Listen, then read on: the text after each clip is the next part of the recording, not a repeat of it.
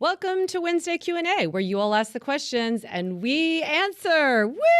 I'm joined, as always, by my fabulous, amazing friend, co-host, physical therapist, and just extraordinary superhuman, Kristin Williams. Wow, thank you, Lara. So glad to do this every week with you. Equally as superb of a person, friend, mentor, you name it. We're both wearing our... Oh, I was wearing my more core earlier, but we're both wearing our swag.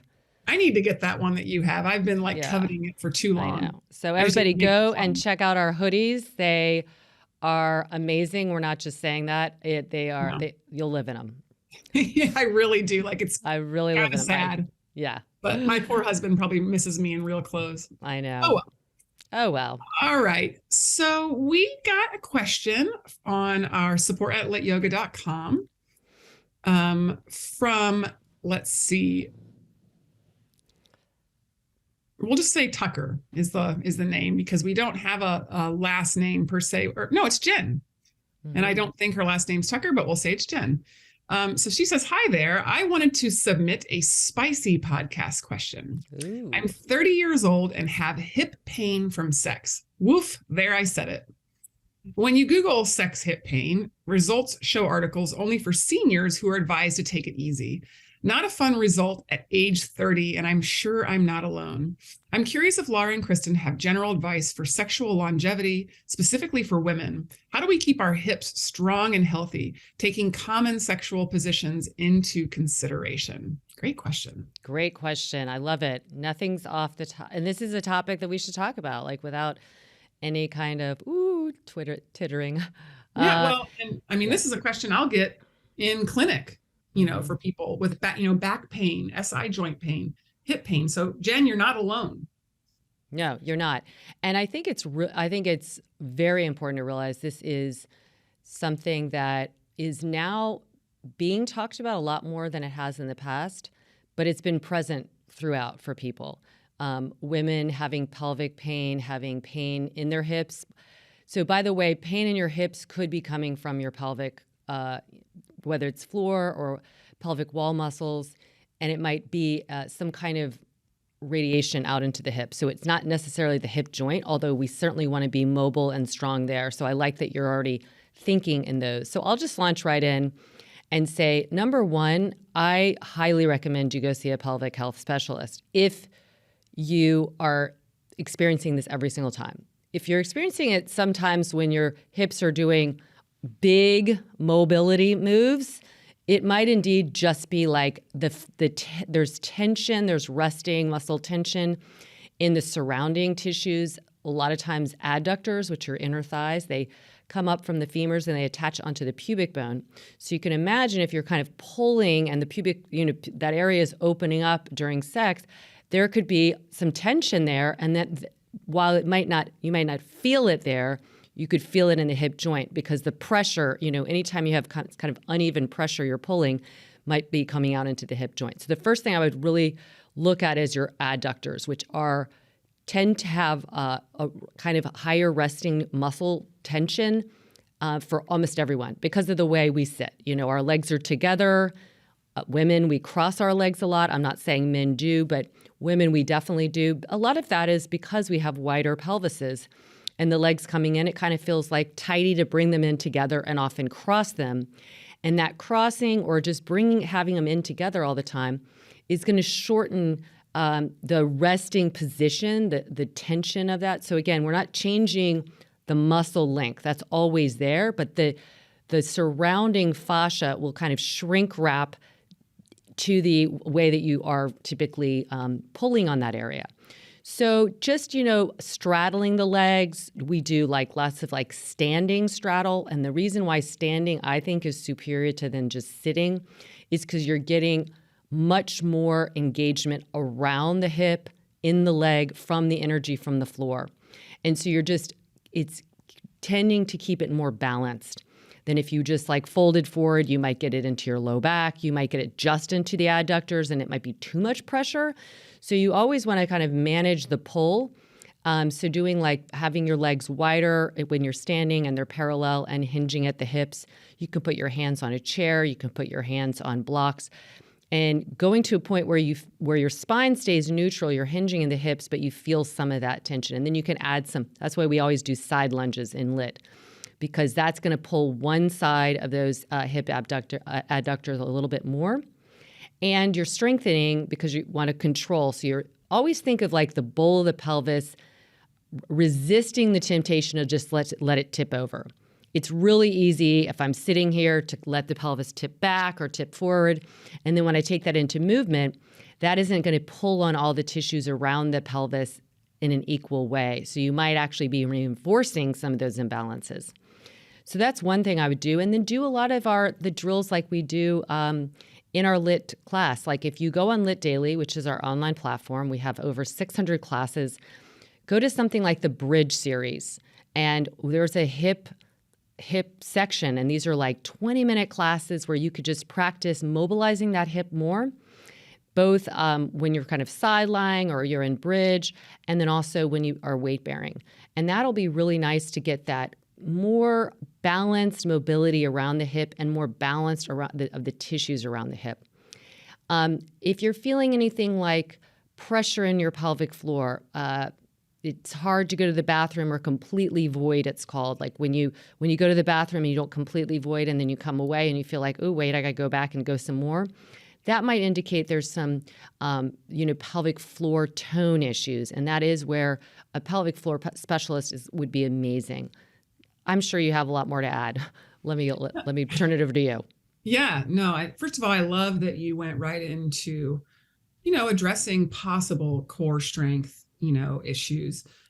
Because like you said, it might not be, you feel in the hip, but it might not be coming from the hip. What I've seen a lot with people, well, a couple of things. I have a couple of suggestions. What I've seen a lot is, when we think about a traditional, let's say, missionary position, that can really put not only the hips in an uncomfortable, what we call like a Faber position, flexed, abducted, and externally rotated-ish, depending on, what your legs are doing.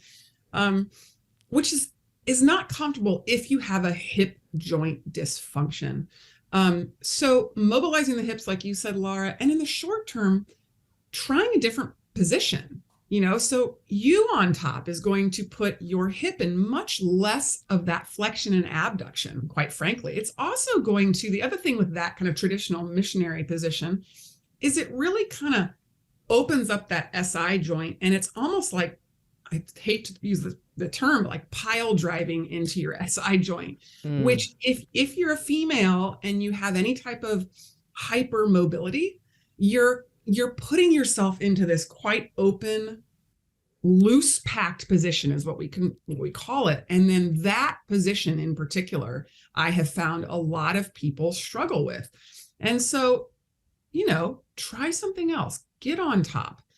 Believe it or not, we're talking about this doggy style, I think can be you can set yourself up to where you can be more set mechanically in your SI joints, in your lower back, all those areas that can refer to the hip. So what Lara was describing is fantastic and exactly what I would say for prevention of, and then also rehabilitation to strengthen, mobilize, all of that needs to happen, which going to a pelvic floor specialist, going to a physical therapist, just to take a look at that hip. How is your mobility in that hip compared to the other side?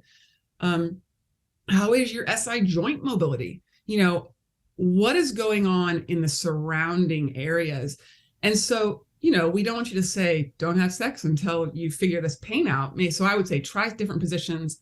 That might be shocking to you, how much better it feels. Go see a pelvic floor specialist and or a PT to really get a good mechanical assessment of how that hip is doing. And then absolutely, regardless, get on the Lit Daily. I think any of your pre and postnatal stuff would be great. Pelvic floor, core. You'd be surprised how, especially Jenna, I don't know, you're in your 30s, maybe you've had a kid, maybe you haven't, I don't know, but that changes our bodies. Hormones change our bodies.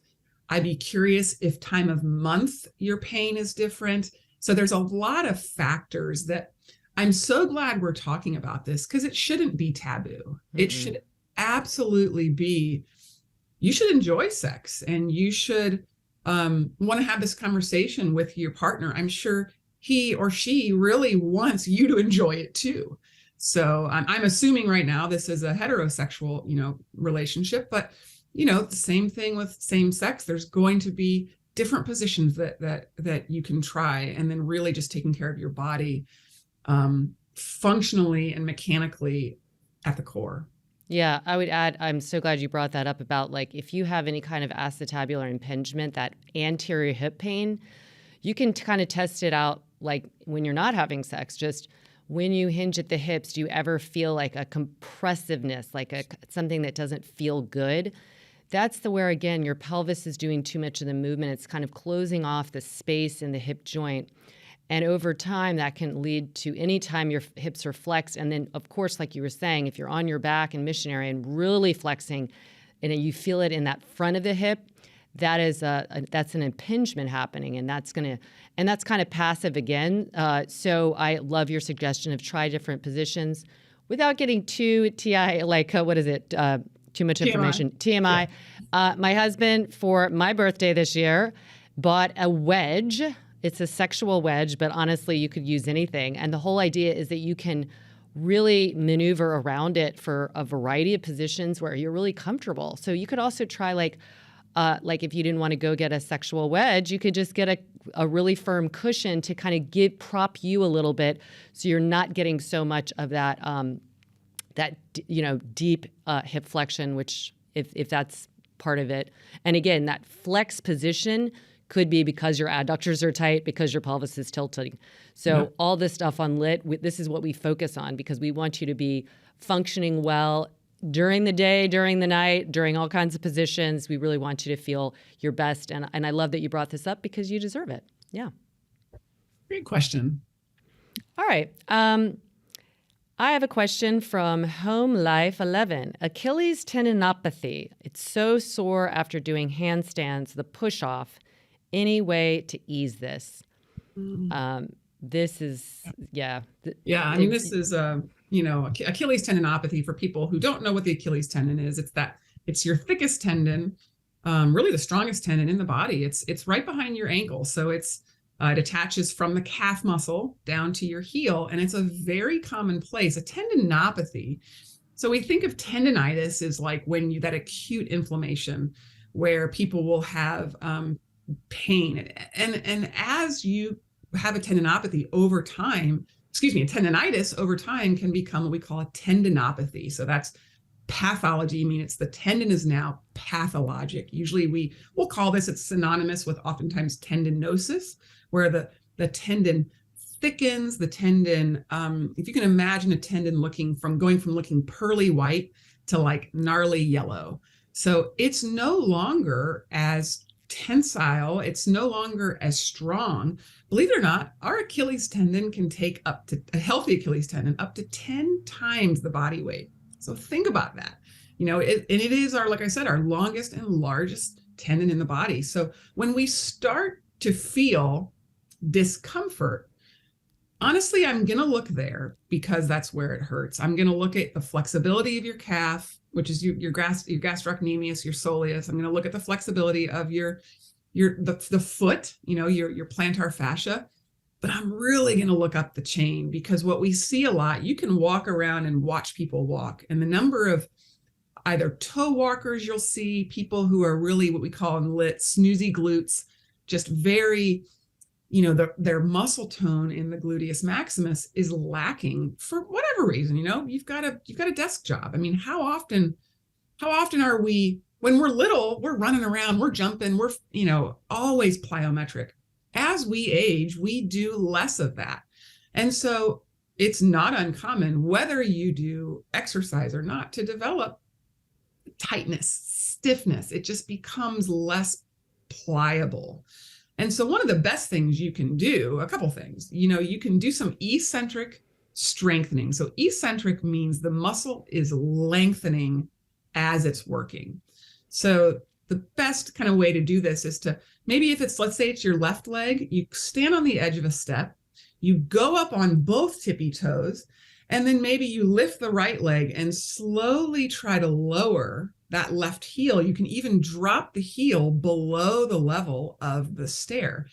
So what it's doing is that calf muscle is working to lower you slowly. So it is contracting, but it's lengthening while it's contracting.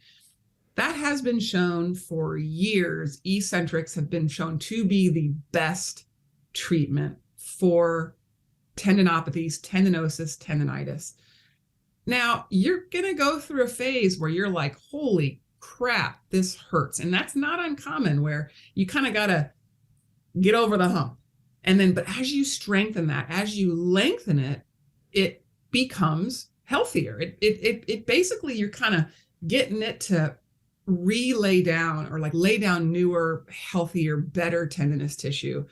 Get rid of inflammation, get rid of any scar tissue. So soft tissue work, with a butter knife, with your hands. You can go see a body massage, massage therapist, physical therapist, a body work specialist, we'll call it that.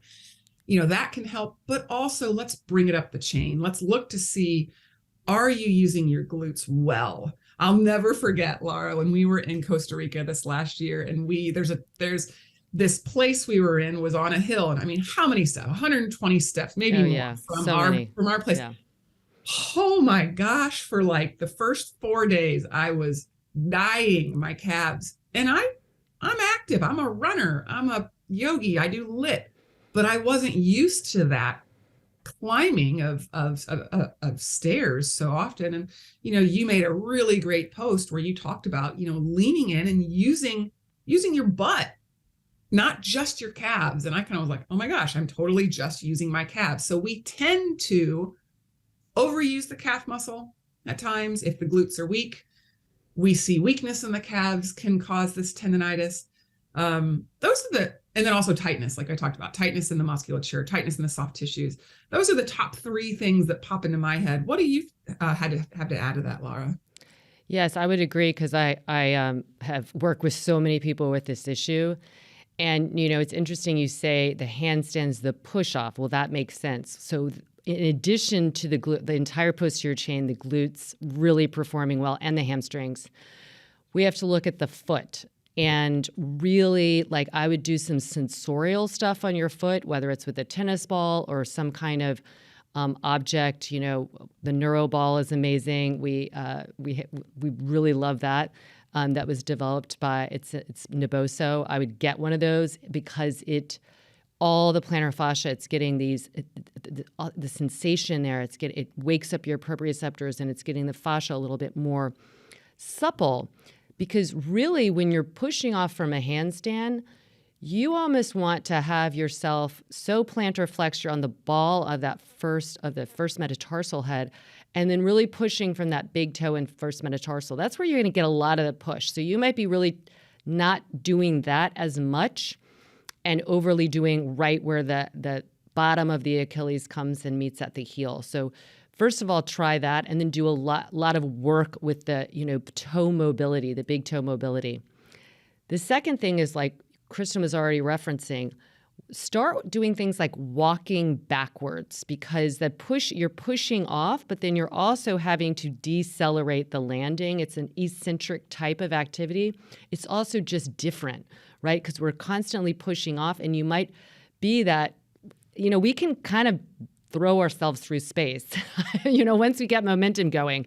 You can't really do that going backwards as well. There's a lot of intention, and it's a great way to work the foot, the calf, and the glute, the entire posterior chain differently. So I would, I do this on the treadmill, but you don't have to. If you don't have a treadmill, don't worry about it. Do it outside, of course.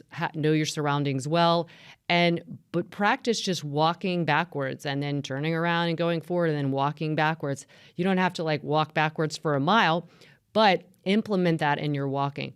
Do some sidestepping as well, because you need that kind of reaction and responsiveness of your foot and ankle connection.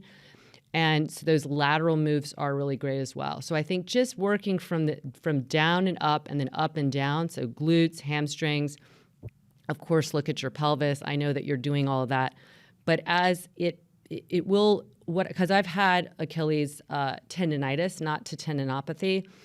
And I knew that, again, that was in my genetics. I really needed to work on that. And so I've done that. But you want to go to that like edge where it's not painful, like you can't walk the next day. But the eccentrics will help a lot. They'll make you a little bit sore, but not in that sore type of way that the tendon soreness gives you.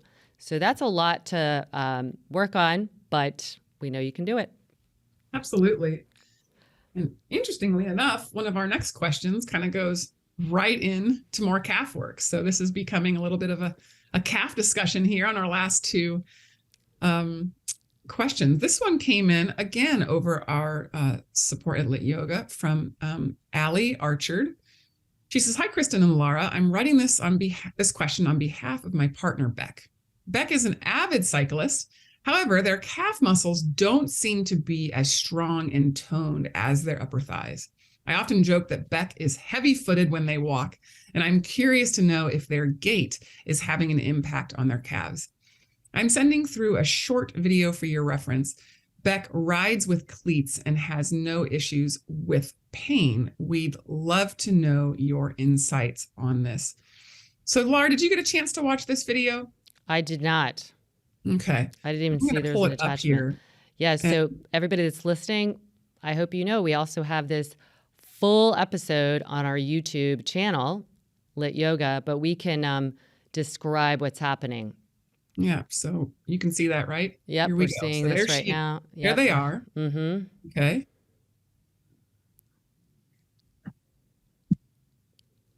Oh, right. So she's like I see what. So she's walking, and there is I can see there's a sense of kind of landing hard on the foot.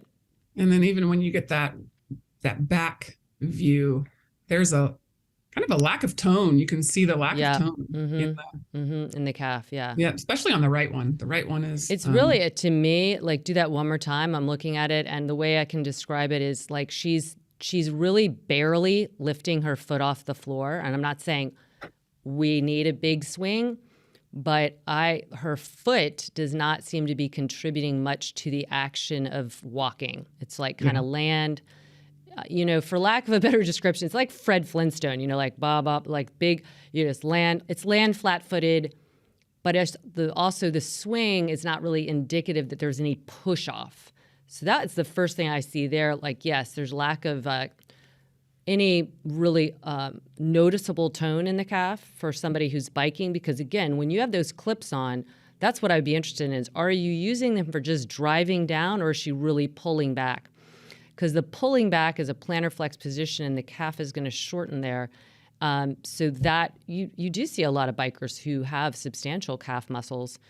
But from looking at the walking, the weight is just kind of going down. So even it doesn't feel like energy's up. It doesn't feel like her pelvis is kind of lifting. I always talk about the femurs, the thighs kind of being elevators up to the pelvis. And this magic pelvic bowl is like balanced on top of it. It's not kind of heavy down. So it feels very heavy from the pelvis down. And I don't know if that is making the foot landing hard or if it's a combination of sometimes this is a neuromotor thing. It's like, again, you can kind of slug yourself through space like we were just talking about and not a lot of action. So the first thing I would recommend is like pretend like you're wearing like a harness like a rock climber would wear, like around the pelvis, lifting you up. And get this, like, as you're walking, not that you want a lot of vertical excursion because that's not efficient, but an inner lift up so that you're unloading that downward pressure into the femurs and then downward pressure into the feet. And then the foot lands and it kind of, we want this, not like a horse, but we want this feeling of cyclical activity. And that really comes into play when you're running. I mean, it's like coiling. But you can practice it in an exaggerated way in walking to better connect the foot to the calf to the hamstring and glute.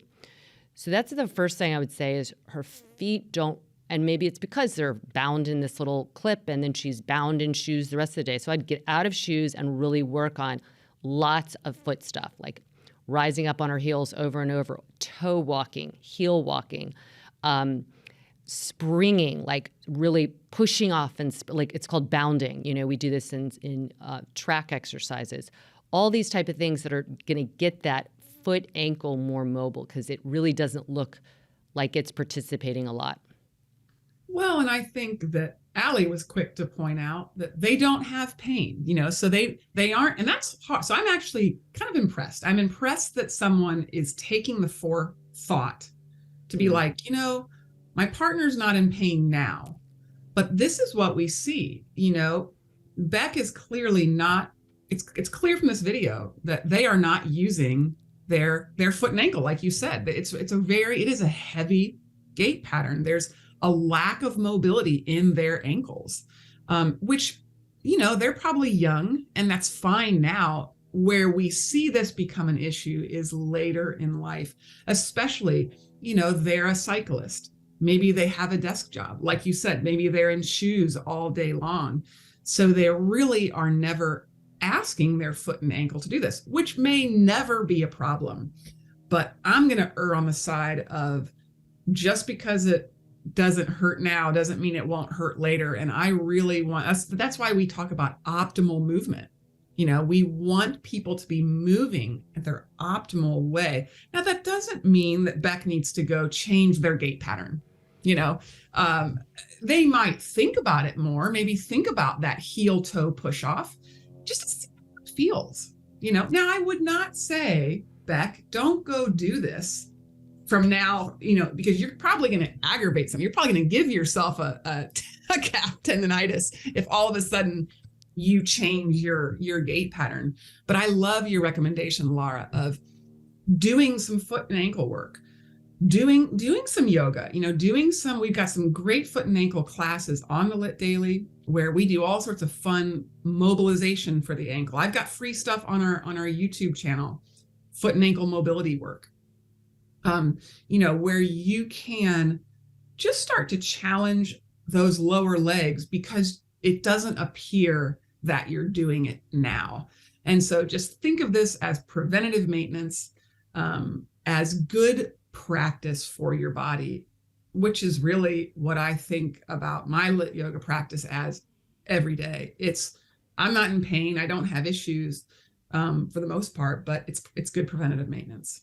Yeah, it's like a battery. We need to recharge it, you know, whether it's deciding not to work or not. The other thing I would just echo is add some plyo. Like, yeah, start, and it, you know, don't go gangbusters right away. But that quick power move that you need for plyo is going to be great. And that's one reason we include it in a lot of our Lit classes is it's really good. It's good for your tissues. It's good for your bones. It's good for your spring. It's good for the coordination of the muscle firing. And it'll get that ankle and foot, toe mobility that I think is kind of lacking a little bit in the gait. So, yeah, get back to us and let us know if any of that works or sounds good. All right, everybody. This was awesome as always. Please send us questions like these wonderful people did. You can always write us at support@lityoga.com and just drop that question there. Nothing is off the table. And you can always say, hey, please don't use my name. We're happy to not use your name if that's something you would like to protect. Or you can find us at... On Instagram, you can DM us at lara.hyman or kbwilliams99. That's a great place. We're always checking those. We just make a screenshot and kind of have a little folder. So don't forget to rate and review us as well. That just helps us out. And, you know, please keep them coming. Yeah, please share with friends. We just got on the top 8 wellness podcasts. So we're like, woohoo, amazing, celebrating. Thank you all for making that happen. We so appreciate you. And as always, we're pulling for you.